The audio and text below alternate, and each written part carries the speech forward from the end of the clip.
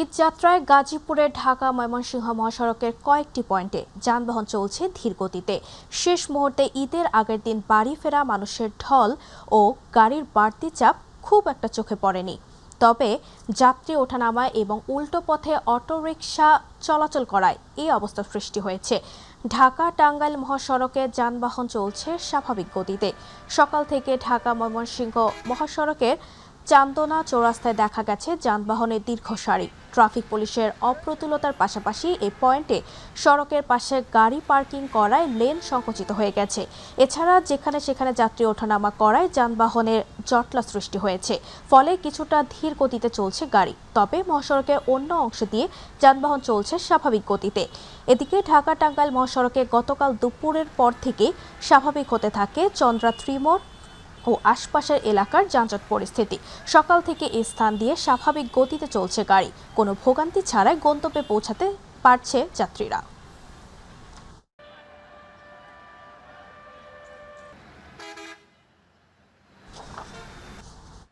দর্শক, এই মুহূর্তে গাজীপুরের চন্দ্রা থেকে যুক্ত হচ্ছেন সহকর্মী AKM শিশির।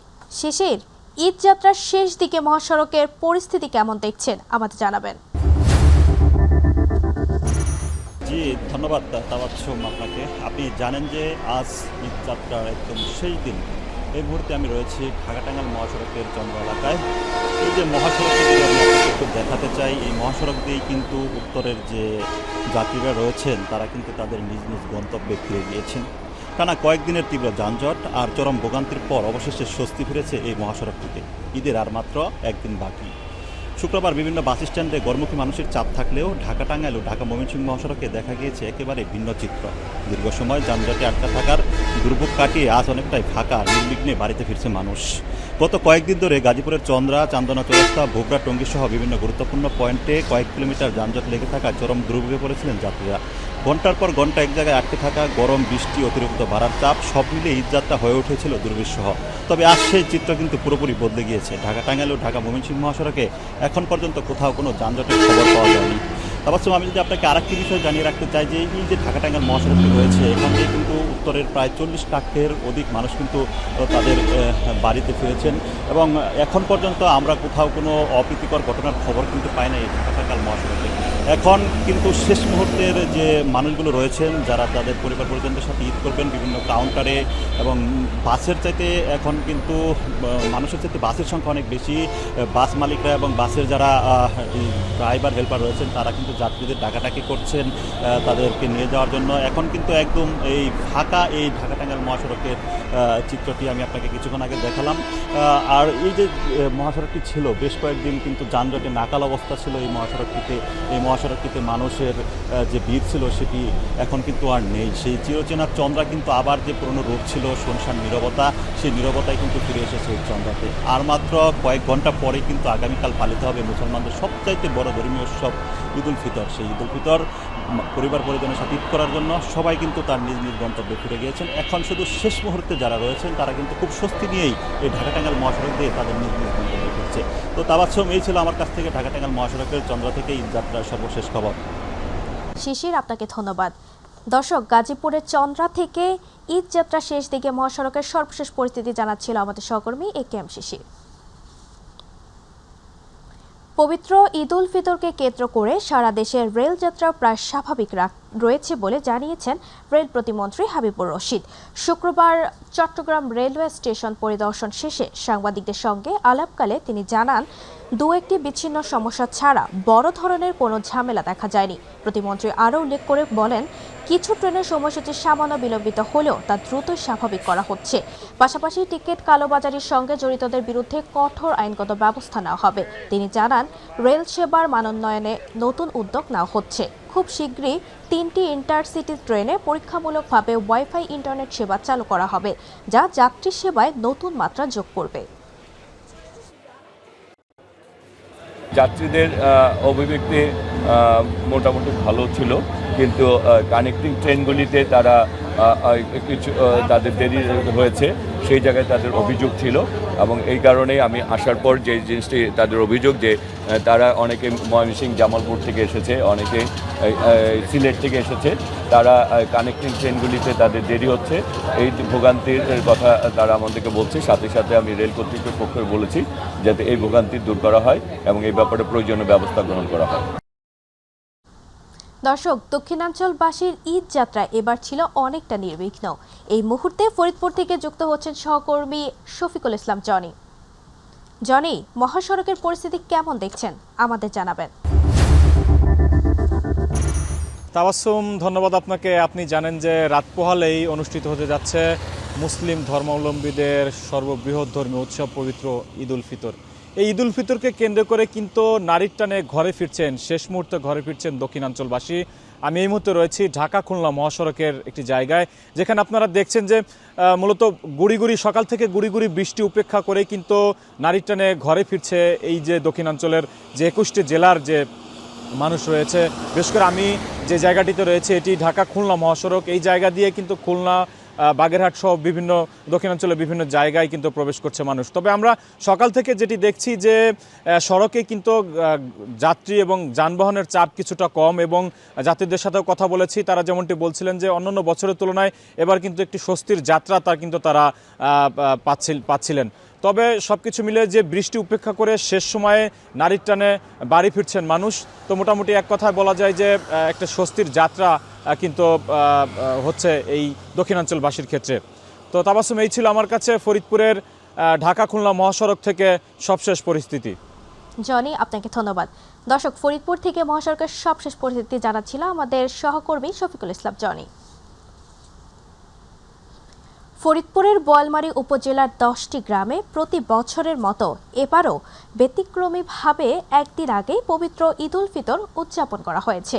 সৌদি আরব সহ মধ্যপ্রাচ্যের সঙ্গে মিল রেখে রোজা শুরু ও শেষ করার ঐতিহ্য ধরে রেখে সকাল থেকে এসব গ্রামে ঈদের আনন্দ ছড়িয়ে পড়ে। সকাল 8:30 থেকে শুরু হয়ে বেলা 10টার মধ্যে পর্যায়ক্রমে ঈদের জামাত অনুষ্ঠিত হয় বোয়ালমারীর সহস্রাইল দায়রা শরীফ, রাখালতলী ও মাইটকুমরা মসজিদে। এছাড়া পার্শ্ববর্তী আলফাডাঙ্গা উপজেলার শুকুরহাটা ও ইছাপাশা গ্রামের কিছু মুসল্লিও এ জামাতে অংশ নেন। সহস্রাইল দায়রা শরীফের সমন্বয়কারী মোহাম্মদ মাহিদুল হক জানান, তারা চট্টগ্রামের মির্জাখিল শরীফের অনুসারী।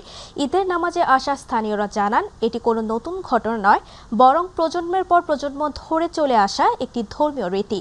এদিকে আগাম ঈদ উদযাপনকে ঘিরে এসব গ্রামে ছিল আনন্দ ঘন পরিবেশ। নামাজ শেষে মুসল্লিরা একে অপরের সঙ্গে বিনিময় করেন ঈদের শুভেচ্ছা। অনেকেই পরিবার পরিজনের সঙ্গে দিনটি উদযাপন করেন উৎসবের আমেজে।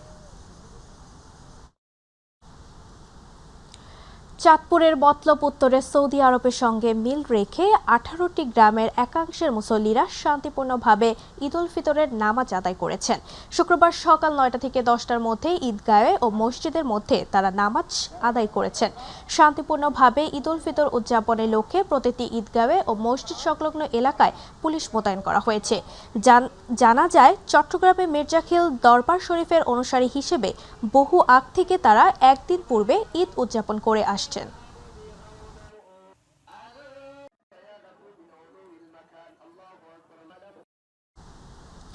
সৌদি আরবের সাথে মিল রেখে লক্ষ্মীপুরে 10টি গ্রামে আজ পবিত্র ঈদ উল ফিতর উদযাপিত হচ্ছে। জেলার রামগঞ্জ উপজেলার নোয়াগাঁও, জয়পুরা, বিঘা, বারাঘড়িয়া, হাটাটিয়া, সরসাই, কাঞ্চনপুর ও রায়পুর উপজেলার কলাকোপা সহ 10টি গ্রামের প্রায় সহস্রাধিক মুসল্লি ঈদ উল ফিতর উদযাপন করছেন। সকাল 7:30টায় উপজেলার খানকায়ে মাদানিয়া কাশেমিয়া মাদ্রাসায় প্রধান জামাত অনুষ্ঠিত হয়। এতে ইমামতি করেন মাওলানা মোহাম্মদ রুহুল আমিন। পার্শ্ববর্তী চাঁদপুর জেলার শাহরাস্তি উপজেলার থেকেও শতাধিক মুসল্লি নোয়াগাঁও ঈদগাহে এসে নামাজ আদায় করেন। দীর্ঘদিনের প্রচলিত এই রীতির ধারাবাহিকতায় ইসলামী বুজুর্গ মাওলানা ইসহাক রাদিয়াল্লাহু তাআলা এর অনুসারীরা মুসলমানদের পবিত্র ভূমি মক্কা ও মদিনার সাথে সংহতি রেখে গত 47 বছর ধরে এভাবে ঈদ পালন করে আসছেন বলে জানিয়েছেন মুসল্লিরা। আগাম ঈদ উদযাপনকে ঘিরে এলাকা জুড়ে উৎসবের আবহ তৈরি হয়, আর নামাজ শেষে কোলাকুলি ও শুভেচ্ছা বিনিময়ের মধ্য দিয়ে সম্প্রীতির বন্ধন আরও দৃঢ় হয়ে ওঠে।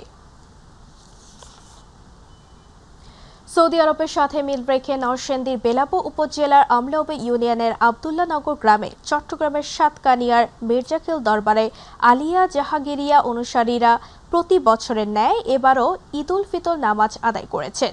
নামাজের আব্দুল্লাহনগর খানকায়ে জাহাঙ্গীরিয়া খাদেম শামসুল আলম কাজল সহ বিভিন্ন এলাকার মির্জাখিল দরবার শরীফের অনুসারীরা পবিত্র ঈদের নামাজ আদায় করেন।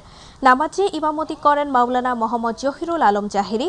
নামাজ শেষে দেশ ও উম্মার শান্তি কামনায় বিশেষ মোনাজাত করা হয়।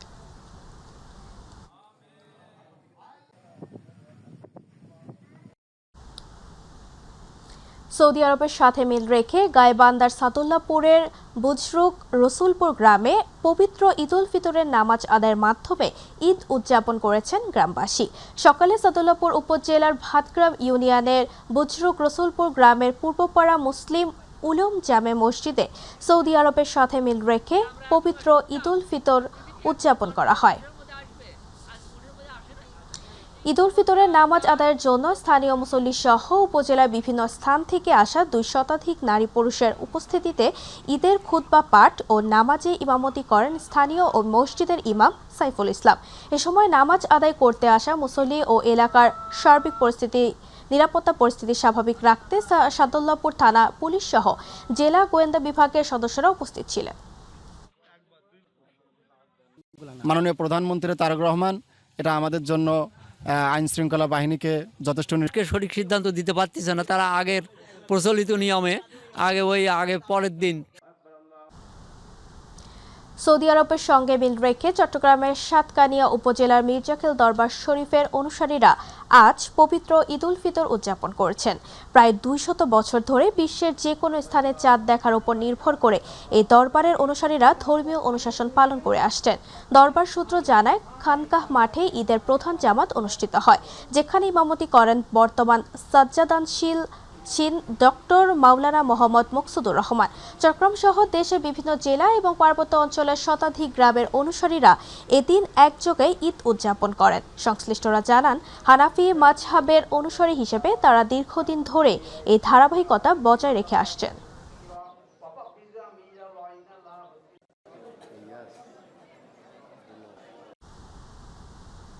এদিকে মধ্যপ্রাচ্যের বিভিন্ন দেশে যুদ্ধ পরিস্থিতির মধ্যে উদযাপিত হচ্ছে পবিত্র ঈদুল ফিতর। কাতারে নিরাপত্তাজনিত কারণে ঈদুল ফিতরের নামাজ আদায় আজ খোলা ময়দানের বদলে মসজিদের ভেতরে সীমিতভাবে অনুষ্ঠিত হয়। যুদ্ধ পরিস্থিতির প্রেক্ষিতে এই সিদ্ধান্ত নেওয়া হয় এবং সংযুক্ত আরব আমিরাতেরও একই ব্যবস্থা ছিল। মুসল্লিদের শৃঙ্খলা সময়মতো উপস্থিতি ও নিরাপত্তা বিধি মানতে বলা হয়। সামগ্রিকভাবে শান্তিপূর্ণভাবে ঈদের জামাত সম্পন্ন হয়েছে।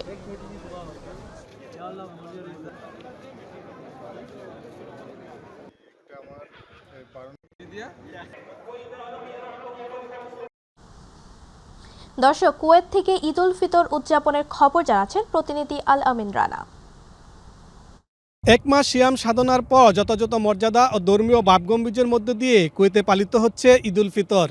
স্থানীয় সময় ভোর 6:08 একযোগে কুয়েতের সর্বোচ্চ ঈদের জামাত আদায় করেন বিশ্বের বিভিন্ন দেশের মুসলমানদের সঙ্গে প্রবাসী বাংলাদেশিরাও। তবে চলমান যুদ্ধ, জননিরাপত্তা পরিস্থিতি বিবেচনায় কুয়েতে ঈদুল ফিতরের নামাজ এবার যেসব মসজিদে নিয়মিত জুমার নামাজ আদায় হতো সেসব মসজিদে ঈদের জামাত অনুষ্ঠিত হয়েছে। খোলা মাঠ বা উন্মুক্ত ঈদগাহে কোনো জামাত অনুষ্ঠিত হয় নাই। বিশেষ করে কুয়েতের সবচেয়ে বৃহত্তর মসজিদ আল কেবির, যেটাকে গ্র্যান্ড মসজিদ বলা হয়, সেখানেও এবার ঈদের জামাত অনুষ্ঠিত হয় নাই। আপনাকে আরেকটি বিষয় জানিয়ে রাখি, মুসলমানদের অন্যতম প্রধান ধর্মীয় উৎসব ঈদুল ফিতর উপলক্ষে সাধারণত দেশজুড়ে বিভিন্ন সামাজিক সাংস্কৃতিক অনুষ্ঠান হয়ে থাকে। তবে চলমান পরিস্থিতিতে ঈদের ছুটিতে গণজামায়াত, সাংস্কৃতিক অনুষ্ঠান, বিয়ের অনুষ্ঠান সাময়িকভাবে নিষিদ্ধ করেছে কুয়েতের স্বরাষ্ট্র মন্ত্রণালয়। এদিকে বিদ্যমান পরিস্থিতিতে কুয়েতে বসবাসরত সকল প্রবাসী বাংলাদেশি নাগরিককে কুয়েত সরকারের আইন নির্দেশনা প্রতিপালনে সকলকে সচেতন ও সহযোগিতাপূর্ণ আচরণ করার জন্য অনুরোধ জানিয়েছেন কুয়েতে অবস্থিত বাংলাদেশ দূতাবাস। প্রায় 3 লাখ প্রবাসী বাংলাদেশিদের কর্মস্থান কুয়েতে। নামাজ শেষে প্রবাসীদের সাথে কথা বলে জানতে পেলাম, আনন্দ ভ্রমণ আর একে অপরের সঙ্গে কৌশল বিনিময়ে ঈদের চিরাচারিত দৃশ্য হলো পরিবারবিহীন ঈদ উদযাপন করেন প্রবাসীরা। প্রবাসীদের ঈদ আছে, আনন্দে নেই। জীবনের অনেক স্বাদ আল্লাহ যেন ত্যাগ করেন তারা। মা মাটি মানুষের ঐক্য বাংলাদেশ তথা বাংলা এগিয়ে চলুক।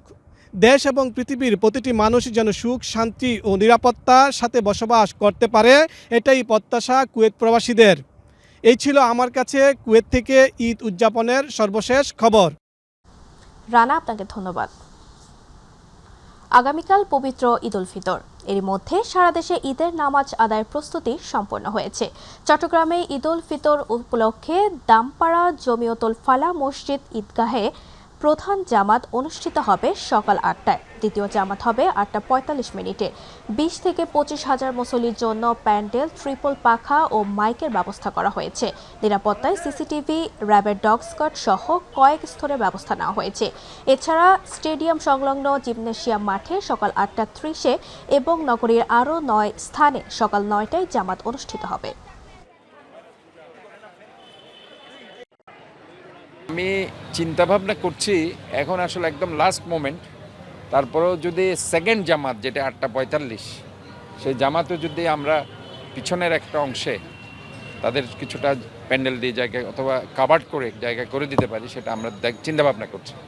এটা আসলে অনেক মহিলা টেলিফোন করেছে, তারা আসলে নামাজ পড়তে চায় জামাতে। চট্টগ্রামের চট্টগ্রাম কেন্দ্রীয় কারাগারের বন্দীরাও এবার ঈদের আনন্দ থেকে বঞ্চিত হননি। প্রায় ৬,০০০ বন্দীর জন্য কারা কর্তৃপক্ষ বিশেষ আয়োজন করেছে। কারাগারে উন্নত খাবার ও নিরাপত্তার পাশাপাশি সকাল ৭:৩০টায় কর্মকর্তা কর্মচারীদের এবং ৮:৩০টায় বন্দীদের আলাদা ঈদের জামাত অনুষ্ঠিত হবে। বন্দীদের জন্য পায়েস, পোলাও, গরু ও মুরগির মাংস সহ বিশেষ খাবারের ব্যবস্থা করা হয়েছে, যা বন্দীরাই রান্না করবেন। এছাড়া ঈদের পরদিন স্বজনদের কাছ থেকে ঘরের খাবার আনা যাবে। কারাগারে বন্দী মায়েদের সঙ্গে থাকা ৪৫ শিশুর জন্য নতুন কাপড় ও পছন্দের খাবারের ব্যবস্থা রাখা হয়েছে। চট্টগ্রাম জেলা প্রশাসক মোহাম্মদ জাহিদুল ইসলাম মিয়া এবং চট্টগ্রামের কেন্দ্রীয় কারাগারের জেলার সৈয়দ শাহ শরীফ জানিয়েছেন, নিয়মের মধ্যেই বন্দীদের মাঝে ঈদের আনন্দ ছড়িয়ে দিতে সর্বোচ্চ চেষ্টা করা হচ্ছে। বন্দীরা এই আয়োজনকে আনন্দময় ও উৎসাহব্যঞ্জক হিসেবে অভিহিত করেছে। আমরা জানেন যে ঈদের সময় তাদের জন্য একটা স্পেশাল খাবারের ব্যবস্থা থাকে এবং আমরাও তাদের সাথে আসি, দেখা করি। আমাদের এই কাজগুলো নর্মালি চলতে থাকে। এবার ঈদ আনন্দ থেকে বঞ্চিত বরিশালের হিজড়া বা তৃতীয় লিঙ্গের জনগোষ্ঠী। তাদের মানবেতর জীবন ও ঈদে অনিশ্চয়তার সংবাদ প্রকাশ করে জননন্দিত টেলিভিশন মাই টিভি। তারই ধারাবাহিকতায় বরিশালের জেলা প্রশাসক মোহাম্মদ খায়রুল আলম সুমন উদ্যোগী হয়ে প্রাথমিক পর্যায়ে তৃতীয় লিঙ্গের ৩৭ জনের মাঝে চাল ও নগদ অর্থ প্রদান করেন। জেলা ত্রাণ ও পুনর্বাসন কর্মকর্তা রণজিৎ কুমার সরকার, মাই টিভি প্রতিনিধি পারভেজ রাসেল ও হিজড়াদের গুরুমাতা কবরী হিজড়া উপস্থিত ছিলেন। ঈদের একদিন আগে সরকারের এই উপহার পেয়ে বরিশালের হিজড়া সম্প্রদায় আনন্দ প্রকাশ করে।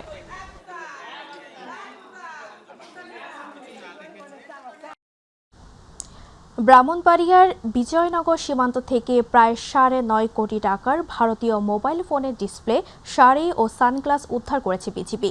শুক্রবার দুপুরে সরাইলে বিজিবি ২৫ ব্যাটালিয়নের সদর দপ্তরে সংবাদ সম্মেলন করে ব্যাটালিয়নের অধিনায়ক লেফটেন্যান্ট কর্নেল জব্বার আহমেদ জানান, বৃহস্পতিবার রাতে গোয়েন্দা তথ্যের ভিত্তিতে কামালমোড়া সীমান্ত এলাকায় অভিযান চালিয়ে একটি জঙ্গলের ভেতরে মাটির নিচে লুকানো অবস্থায় ৯,৩৮,৭০,০০০ টাকার ভারতীয় স্মার্টফোনের ডিসপ্লে, চশমা ও শাড়ি উদ্ধার করা হয়। তবে এই ঘটনায় কাউকে আটক করা যায়নি। গত ১ বছরে সরাইল ব্যাটালিয়ন তাদের দায়িত্বপূর্ণ সীমান্ত এলাকায় প্রায় ১৪৩ কোটি টাকার ভারতীয় বিভিন্ন চোরাচালান পণ্য জব্দ করেছে। সীমান্ত দিয়ে যে কোনো ধরনের অবৈধ পণ্যের প্রবেশ ঠেকাতে বিজিবি সদস্যরা সর্বদা তৎপর রয়েছে বলে জানান তিনি। ফরিদপুরে ভাঙ্গায় আধিপত্য বিস্তারকে কেন্দ্র করে মধ্যরাতে দুই গ্রুপের মধ্যে সংঘর্ষের ঘটনা ঘটেছে। এতে ইটপাটকেল ও দেশীয় অস্ত্রের আঘাতে অন্তত ১২ জন আহত হয়েছেন। বৃহস্পতিবার দিবাগত মধ্যরাতে উপজেলার হামিরদি ইউনিয়নের গোপীনাথপুর গ্রামে এই ঘটনা ঘটে। সংঘর্ষে আহতদের মধ্যে কয়েকজনকে স্থানীয়ভাবে প্রাথমিক চিকিৎসা দেওয়া হয়েছে, আর গুরুতর আহতদের নিকটস্থ স্বাস্থ্যকেন্দ্রে নেওয়া হয়েছে বলে জানা গেছে। তবে আহতদের নাম পরিচয় তাৎক্ষণিকভাবে জানা সম্ভব হয়নি। এ বিষয়ে জানতে চাইলে ভাঙ্গা থানার ভারপ্রাপ্ত কর্মকর্তা মোহাম্মদ মিজানুর রহমান জানান, বিষয়টি খতিয়ে দেখে প্রয়োজনীয় ব্যবস্থা নেওয়া হবে।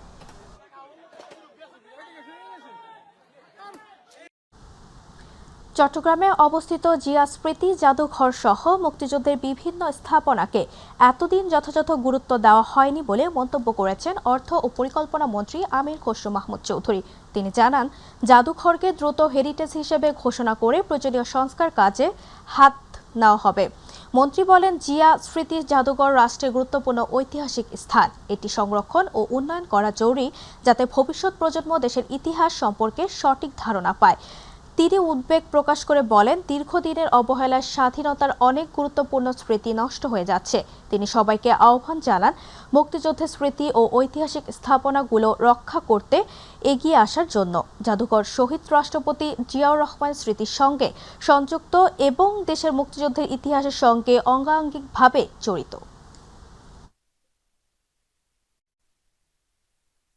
এটার একটা দ্রুত প্রতিকার আমাদের করতে হবে। এটা এইরকম একটা হেরিটেজ প্রপার্টি, বিশেষ করে যেখানে বাংলাদেশের মুক্তিযুদ্ধে যিনি রণাঙ্গনে যুদ্ধ করেছেন, দেশকে স্বাধীন করার অন্যতম সাহসী পুরুষ, স্বাধীনতার ঘোষক, তার স্মৃতি, তার এখানে মৃত্যুবরণ হয়েছে। এই স্মৃতি অম্লান। এই জায়গাতে আমাদের জন্য যথেষ্ট জাতীয় গুরুত্ব রয়েছে এবং এটার ইমিডিয়েট সংস্কারের মাধ্যমে এই প্রপার্টিকে ধরে রাখতে হবে। জাদুঘরকে আমাদের তার সঠিক পরিপূর্ণতা দিতে হবে, যাতে করে আমাদের দুটো কাজে আমরা একসাথে করতে। নারায়ণগঞ্জের ফতুল্লায় গৃহবধূ সাবিনা বেগম হত্যার রহস্য 24 ঘন্টার মধ্যে উদ্ঘাটন করেছে পিবিআই। গত 18 মার্চ আলীগঞ্জ এলাকায় একটি পরিত্যক্ত কক্ষ থেকে তার মরদেহ উদ্ধার করা হয়। তদন্তে জানা যায়, পরকীয়াজনিত দাম্পত্য কলহের জেরে স্বামী হামিদুল ইসলাম স্ত্রীকে শ্বাসরোধে হত্যা করে। পরে মরদেহ গোপন করতে অন্য কক্ষে ফেলে রাখে। পুলিশ তাকে গ্রেফতার করেছে। সে অপরাধ স্বীকার করে আদালতে জবানবন্দিও দিয়েছে।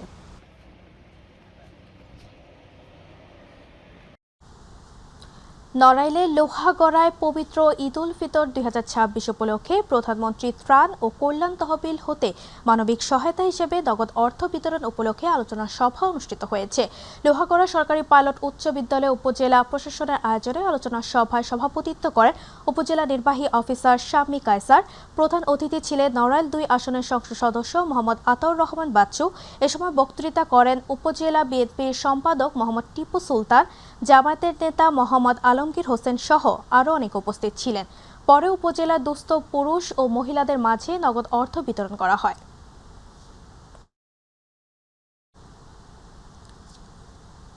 পটুয়াখালী জেলা পরিষদের নবনিযুক্ত প্রশাসক স্নেহাংশু সরকারের শুভেচ্ছা ও অভিনন্দন জানিয়েছেন পটুয়াখালী প্রেস ক্লাবের কার্যনির্বাহী কমিটি। প্রশাসকের নিজ কার্যালয়ে এক সৌজন্য সাক্ষাতে প্রেস ক্লাব নেতৃবৃন্দ এই শুভেচ্ছা জানান। এ সময় উপস্থিত ছিলেন জেলা বিএনপির সাধারণ সম্পাদক অ্যাডভোকেট মুজিবুর রহমান টোটন সহ জেলা বিএনপির অন্যান্য নেতাকর্মীরা ও প্রেস ক্লাবের সভাপতি জাকির হোসেন সহ কার্যনির্বাহী কমিটির অন্যান্য সদস্যরাও উপস্থিত ছিলেন।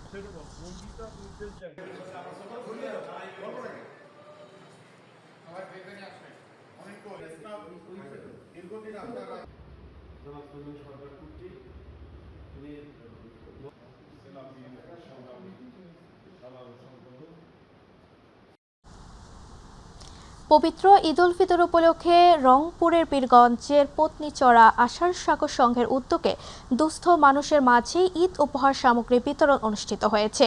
দুপুরে বড় আলমপুর ইউনিয়ন পরিষদ চত্বরে দুস্থ মানুষের মাঝে ঈদ উপহার হিসেবে শাড়ি লুঙ্গি বিতরণ করা হয়। এ সময় উপস্থিত ছিলেন আষাঢ় সাগর সংঘের সভাপতি খায়রুল ইসলাম, সংগঠনটির সাধারণ সম্পাদক ও মাই টিভির রংপুর প্রতিনিধি মাহমুদুল হাসান, ইউপি সদস্য শিমুল মিয়া, সংগঠনটির উপদেষ্টা সাজেদা বেগম, সংগঠনটির সদস্য বৃন্দ।